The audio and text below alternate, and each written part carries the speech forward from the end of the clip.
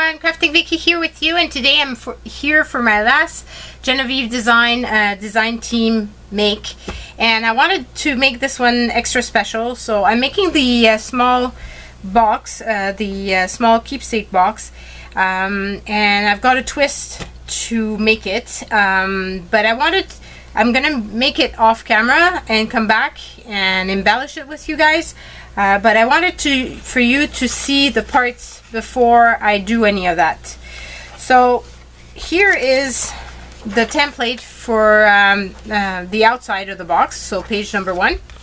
So I made it out of cardstock, like a cardboard, chipboard I should say, and so it had all those pieces, and here those two pieces, and the top here. So I cut off the top already, and then it wasn't working the way I wanted, so I removed the sides and I removed these little parts, and so I'm left with the top part, the bottom part, in the back. I've made two other little pieces. Actually, it's these that I removed, and these are the new pieces. I made them the same width as here, so they're gonna go inside. And I've used the number 3 which is the inside of the template. So I used that to make this one. And so I removed, let me show you. This is number 3. So I remove these two portions out of it. So I've got the bottom, the sides, and the back, and that's it. And I've shortened as well the sides and the back. So here is what it looks like prior to me doing anything else with it, and I will be back when I'm finished assembling at least the base. I've printed on cardstock, on gray cardstock, the page number 2 to assemble all these pieces. So this is what it looks like. It's just regular. Somebody had asked me what I printed on. It's just regular cardstock, 8.5 by 12 by 8.5 by 11, that you can find at Michael's or anywhere else that they sell cardstock. I think even Staples has some, but it's white. And the design that I chose for this box is actually text, so that's why you see some text on there. So yes, so I will be back later, and then we will finish assembling it and then decorate it. Bye, see you soon. Okay, so I'm back just for a little thing. I wanted to share with you the box before I continue. I've done the underneath. I have painted little feet, and those little feet are actually, if I can find, they were actually beads like this that were part of a big necklace, and I had 5 of them, so 4 went into making these feet, and I painted them with penny and sterling from DNet Weekly, and I thought it would give a nice finish with the rest that I want to do. So, and in order to have everything that stay together, I've reinforced it with all the sides that you find on page number 2, I believe, of the small template, of the small keepsake template box. And to finish off this edge as well, I've done that. So I folded one in 2, and I printed as well the paper on the gray paper, the inside, which was page number 3, and the outside, which was page number 4. And I've used the outside for just the bottom part. I didn't want to do the top part because you will see later. And my little drawer, I did the same thing. I've reinforced with this, and that's how I got the things to stay. And I've lined it up with the papers that you can find on page number 3. And I've pre-made my little holes so that I will be ready to drill afterwards for it. So right now, this is what it looks like. Okay, so I will be back. I'm gonna do one more step, and I will be back to share with you how I install the last step, as well as how to make the covering for this. Okay, see you soon. Okay, so I'm back, and this is what I've done with my little box. So this is the front, and then you got the sides. So I've basically put some metal that I had embossed, and then to finish off the edge, because I didn't want it to, I'm gonna have to make sure to glue this again, to make sure that it wasn't sharp. I've used again the borders that you can find on page number 2. And I've just varnished it because the what I'm gonna show you was coming up a bit, so I use this matte finish on top, and I love it because it gave it a bluish copperish color, so I'm really loving how it turned out. Okay, so now we still have to do this part, which I didn't do because I wanted to share it with you. So as you saw, I used this, which started off as being a metal aluminum tape, the one that you find at the hardware store, and it's used for ducking, to put some ducks in and attach them together. And I've embossed it with this folder from Spellbinders, and I love this folder because it's double-sided, so you can go either way.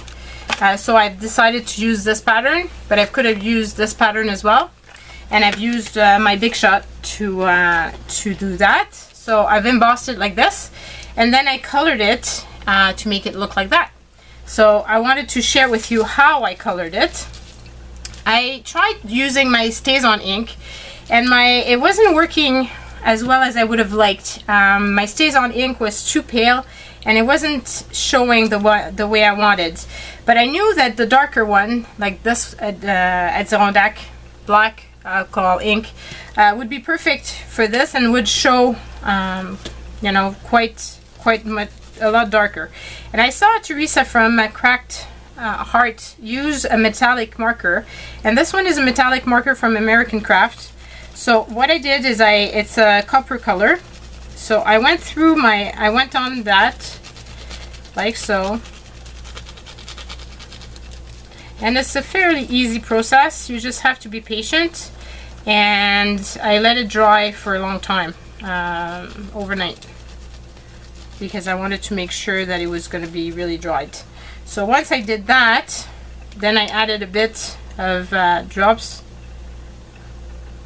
of the black, and then I used one of my daubers, and I kind of smushed it around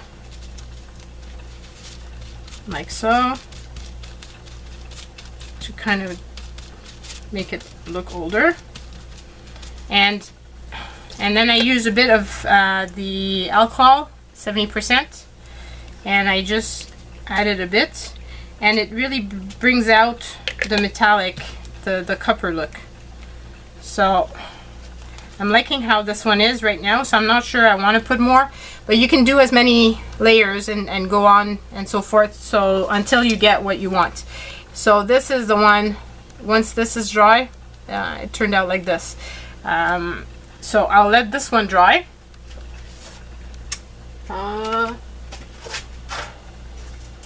Because I will use that for something else. It's always useful to have a bit of that type of thing. And then once it was dry, then all I did, because this is already adhesive, right? So all you need to do is peel it back and layer it. And that's what I'm going to do here.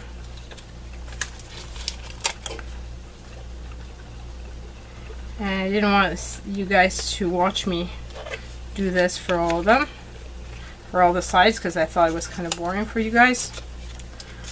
So that, and then I cut off the edge like so. Just bring it in a bit, and then I cut this edge off. And this piece I'm going to keep as well, because I can do something. I could die cut it and make some little embellishments like Teresa did, or I can use it. And I think in this case here, I'm just going to do that. And I'm thinking I was going to put one of those on top here, but I'm thinking I'm going to leave it like that because I kind of like the look that it gives. But I will put a piece at the bottom. Plus, it's going to make it easier to slide into the little thing, because you don't want to put too many layers, because after that it's not going to fit. So it would like the little drawer won't fit in if you've got too many layers of papers and stuff.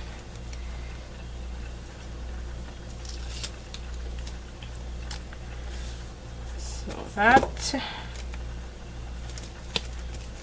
and this. So I just use my Suquan tape. I tape it on, and then I just go on it and just do the edge. It would help if I did it in the proper place. It's a bit big. I'm going to cut the edge here just a tad, because it's going to overhang otherwise.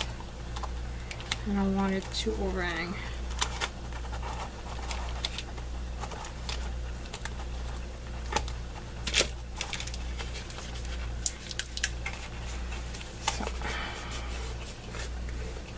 Like that. So it's going to look like this, and then I've got little pieces that I can put here to finish off this edge. Yeah.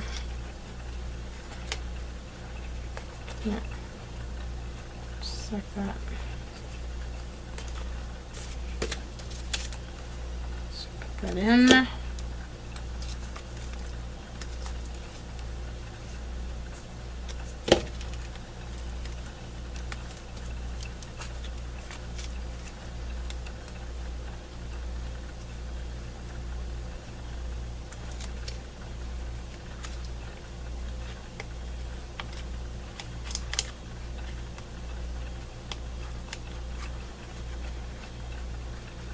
That, and we've got another one for the other side, and the little drawer will be complete. And you can see using alcohol inks does mess up your fingers quite a lot, but you guys, you're used to that, right?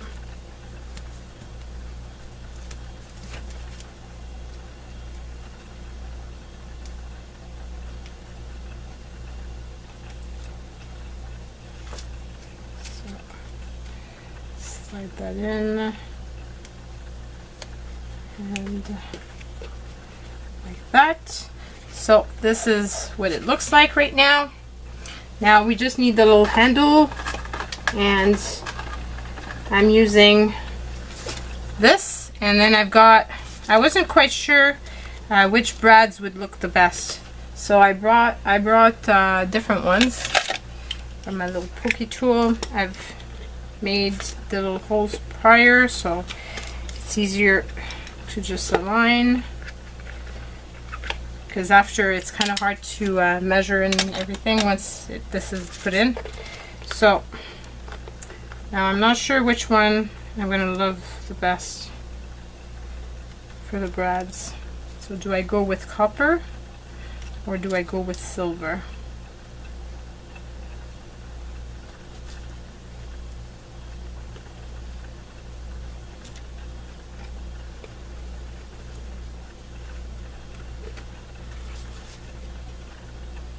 I think I prefer the copper, so I'm going to put 2 copper.